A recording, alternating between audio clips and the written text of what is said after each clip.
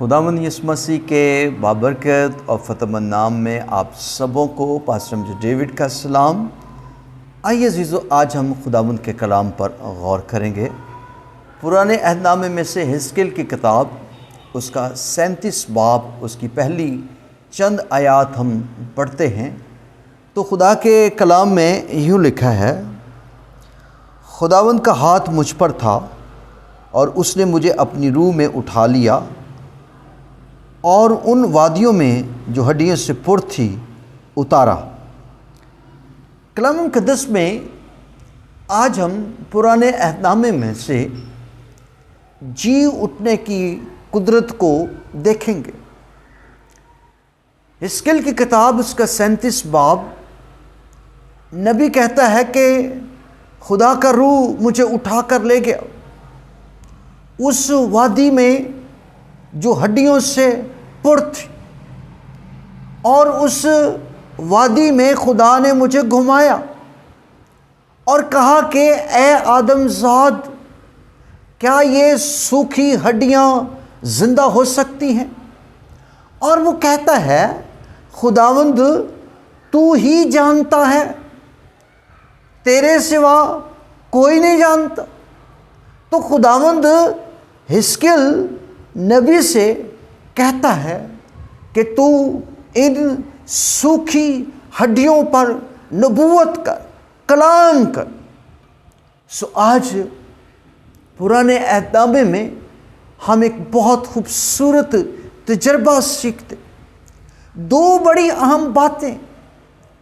خدا کا کلام، اس کے اندر قدرت پائی جاتی، خداوند فرماتا ہے چیزیں وجود میں آتی۔ اگر ہم اس تجربے کو حاصل کرنا چاہتے ہیں تو سب سے پہلی چیز ہمیں اپنے آپ کو خدا کے پاک روح کے تابع کرنا اور خدا کی رہنمائی حاصل کرنی۔ خدا آپ کو وادیوں میں، ملکوں میں، شہروں میں، دنیا میں اٹھائے پھرے کھڑے کرے۔ خدا کے کلام میں لکھا ہے، پالوس کہتا ہے، خدا ہمیں اسیروں کی طرح گشت کرواتا ہے۔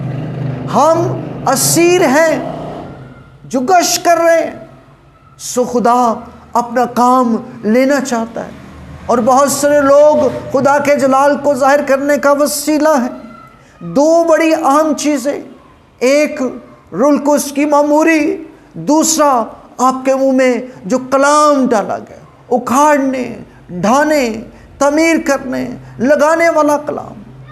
جب ہم روح سے معمور زندگی بسر کرتے تو ہم پاک روح کی قدرت کا تجربہ رکھتے۔ ہم اکیلے نہیں بلکہ خدا ہمارے ساتھ، ہمارے اندر ہوتا ہے۔ پھر جب ہم کلام کرتے ہیں تو کلام کی قدرت، لکھا ہے یسوع نام میں قدرت پائی جائے، اس کے پاک کلام میں قدرت ہے۔ خدا کا کلام کبھی بے تاثیر واپس نہیں لوٹتا، اس کے اندر ایک خوبی ہے، صفت ہے۔ یہ روح، بدن، جان، بند غدہ کو جدا کر کے گزر جاتا ہے۔ یسوع مسیح نے کہا، اگر مردے میری آواز سنیں گے تو کیا ہوں گے؟ جی اٹھیں گے۔ اگر آپ اپنی زندگی میں اس تجربے کو چاہتے ہیں تو آپ کو خدا کے پاک روح کی تابعداری کرنے کی ضرورت ہے۔ خدا آپ کو گائیڈ کرے گا، خدا آپ کو شہر کے اندر، ملک کے اندر، دنیا کے طول و عرض میں استعمال کرے گا۔ یہ خدا کا وعدہ ہے۔ God bless you. خدا آپ سبوں کو برکت دے۔ آمین۔